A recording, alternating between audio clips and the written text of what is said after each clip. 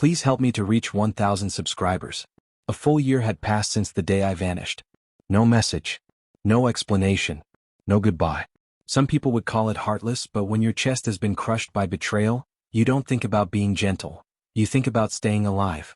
I convinced myself that part of my life was dead and buried, sealed shut, never to be revisited.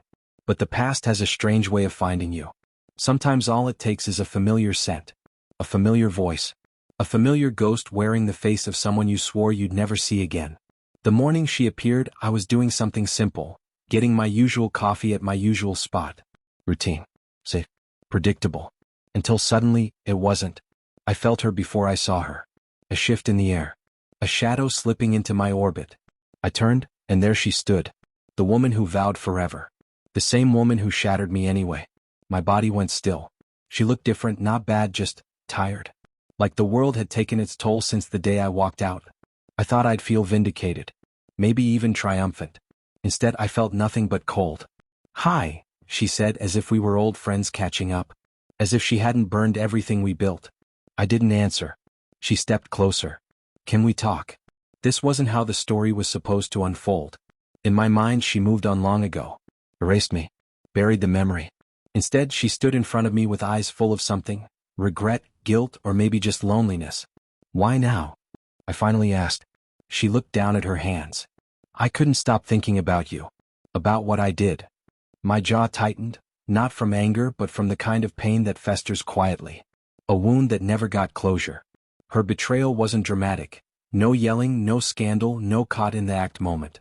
It was small lies, late nights, dismissive words. And then the message she forgot to delete. "I miss you already. Last night was perfect." I still remember how that sentence sliced through me. That night, I packed nothing, said nothing, and simply left. No confrontation. No questions. Just silence.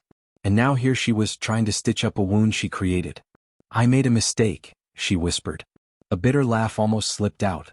"A mistake is misplacing your wallet.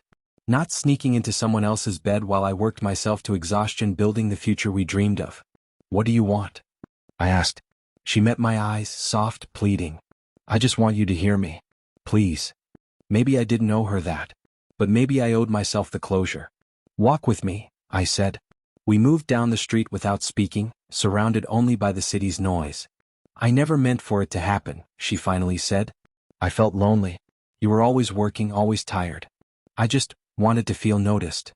There it was, the explanation I rehearsed in my mind 100 times. It still stung. "I was working for us," I said quietly. "I was killing myself for our life." She stopped walking. "I know. I see that now. I didn't then." Her voice trembled.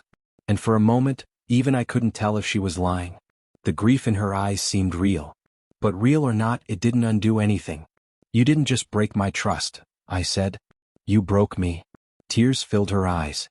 "I'm so sorry." I nodded. "I believe you. But sorry doesn't fix the nights I lay awake wondering why I wasn't enough."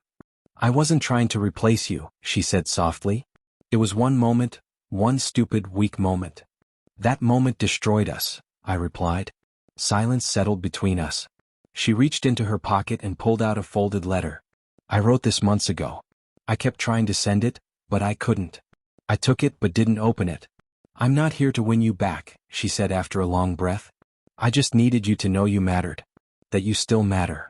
Then she stepped back, waiting, hoping maybe, for something I couldn't give. A gesture. A word. A second chance. But love doesn't always survive betrayal.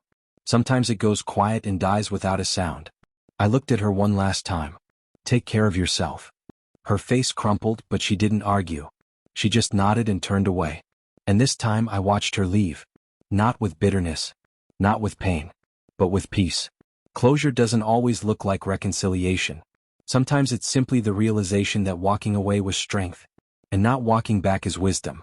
I went home that day lighter than I'd been in a long time. Not because I forgave her.